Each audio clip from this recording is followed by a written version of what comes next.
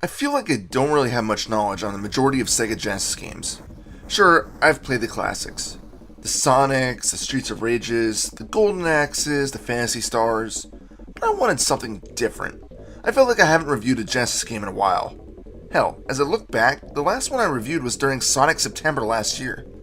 Speaking of, I should start looking for games that will be part 2. But I'm going off track.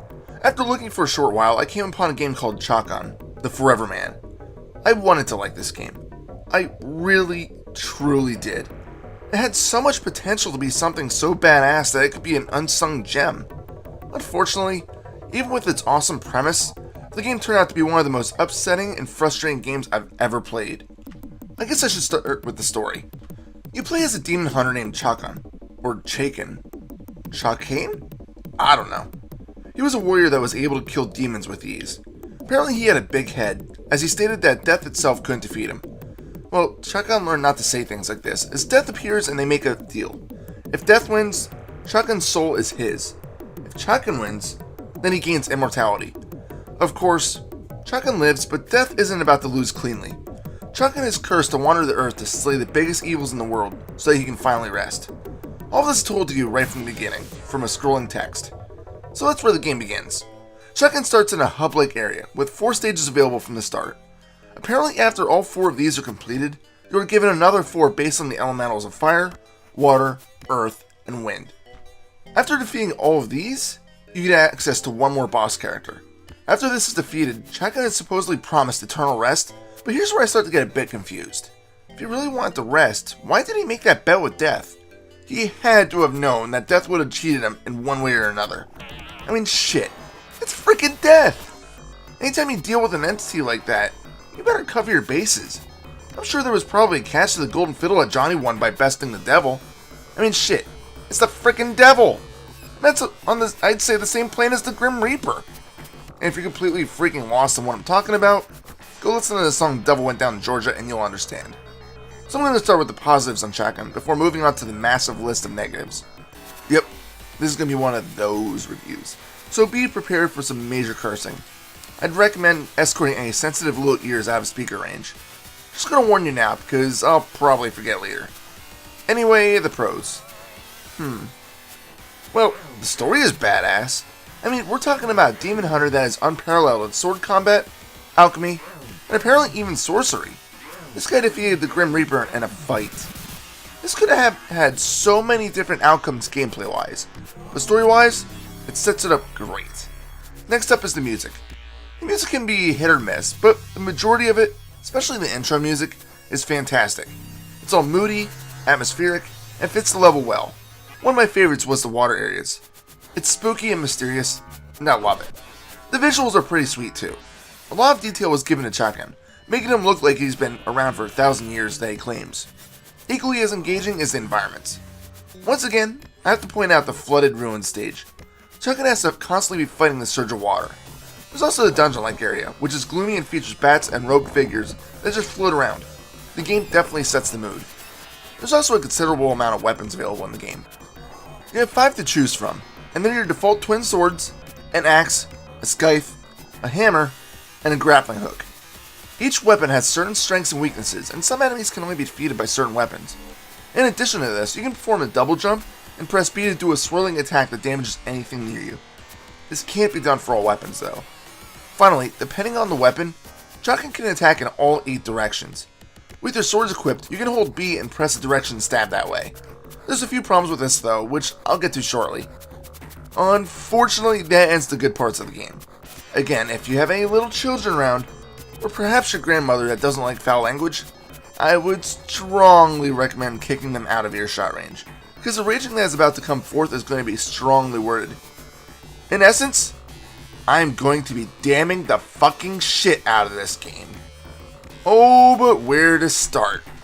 Well, let's start with the fact that for someone who's supposedly immortal, it's way too fucking easy to die. Chakan has a health bar in the top right corner of the screen. You actually have 12 health ticks, as each one of those skulls denotes 2 pieces of health. Of course, if you lose all of your health, you die, and you're kicked back to the hub. In addition to this, there are plenty of instant death pits shown around some of the stages. The worst is the second stage of the dungeon-like level. First off, if you don't have the grappling hook yet, don't bother entering a stage because you can't complete it. To make matters even worse, there's plenty of jumps that require a leap of faith. So if you've never played this stage before, you're going to have to guess on where you need to hop to. If you miss, back to the hub with you. Another issue is that many of these platforming sections are just plain fucked. Trying to jump ledges can be an extremely trying affair. Why should I have to attempt to do a double jump, which doesn't always get you the height you're trying to reach, to get to a platform that I need to make in order to proceed? Add in shitty enemy placement, and it's just begging you to be pissed at it. Take this section here. I have to leap from the platform on the right to the one on the left. Yet if I miss, I have to engage multiple enemies just to get back to this point. Even worse, there's more of these hanging tentacle fucks hanging right before the jump point. To fuck you over even more, these tentacle bastards are immortal, and striking them only forces them to retract their claw for a few seconds. Fuck this. Let's go back to the dungeon again. You need to use the grappling hook to jump around these strategically placed hooks. I still can't figure out why Chakan sometimes swings and sometimes he just stops. Add in the fact that there's more blind jumps, and some enemies are spitting fire at you, and there's a fucking chasm of fire underneath the whole level, so that one mistimed jump leads to your doom. You're probably going to give up. I've tried multiple times to get past this part, but what makes the matter even worse is the fact that the whole beginning of this level is flooded with bats and flying demon shits that take 2 hits to die. And then even more statues breathing fire and very little walking room. This game goes from fun to frustrating in minutes. There's more. The second level of the flooded ruins has you navigating a strange beige land with unknown creatures eating Chakan's shins. If you don't have the grappling hook and hammer, you can't get past the first part of the level, so you can be forced to suicide just because you can't break the brick here. After this, you'll encounter strange creatures that come out from hiding in the ground and try to bite Chakan's balls off. To my knowledge, there's no way to kill them, and it's extremely difficult, if not impossible, to avoid them. Add in even more frustrating jumps and these stupid enemies, and this is actually where I just gave up playing the game. Stick around, there's more for me to bitch about.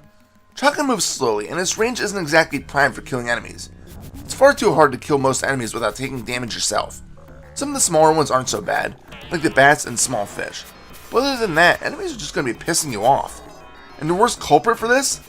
The hit detection of this game is just plain fucked. Sometimes enemies will hit you, sometimes you'll hit them, and sometimes you'll hit each other. I mean, shit, you have infinite lives, sure, but there's still a health meter you need to worry about. Sure, you can use alchemy to restore your health, but it never seems to be enough. And the potions that are required to use the spells are as rare as NES game stadium events.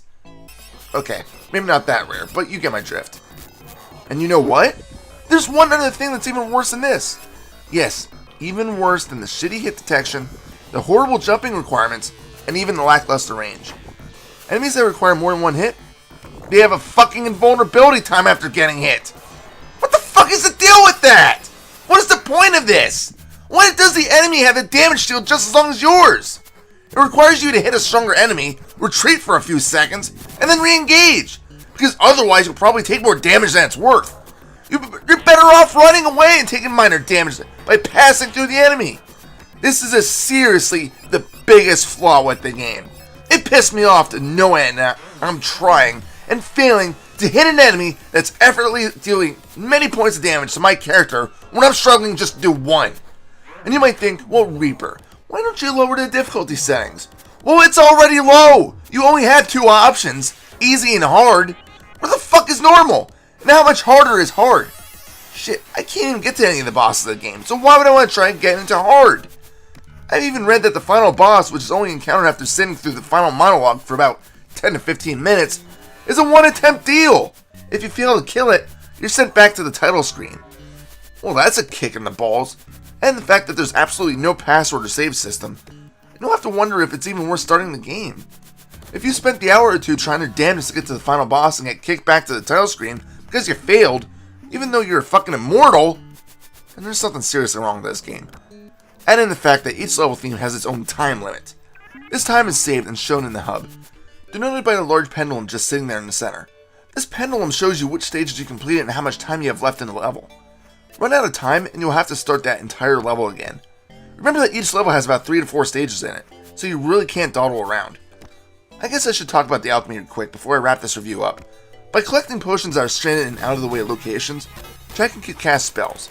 These spells range from empowering his weapons to fully healing his life bar to exiting the stage. Why is there a spell to exit the stage? It seems like a total waste, considering that you can just die and get the same result. In addition, some of these spells have questionable results. What does this do? What about this? Other than using them and potentially wasting potions, there's no info on these spells unless you decide to take it through the internet or manage to still have the manual to the game. That's assuming that the manual states that spells you can cast. Alright, I'm done. As I mentioned in the beginning of the review, I really want to like this game. In fact, I still do. The premise is there. The story is readily available. I mean, hell, each stage has an introduction that describes the boss as the guardian of the world. But even with the strong game world and plot, the execution is just horribly flawed. I will admit that I'm tempted to check out the comic book that it was based off of, though. As for the game, it just has too much going against it. I could live with the traps, the short range, and the stronger enemies if the hit detection wasn't so messed up, and the enemies didn't have any sort of shield. At least it looks nice. Just pass on this one, for your own sake. It may sound badass, but it certainly doesn't play out that way. Final score? Go with 5 out of 10. It's playable, it's just not very good. This is Reaper.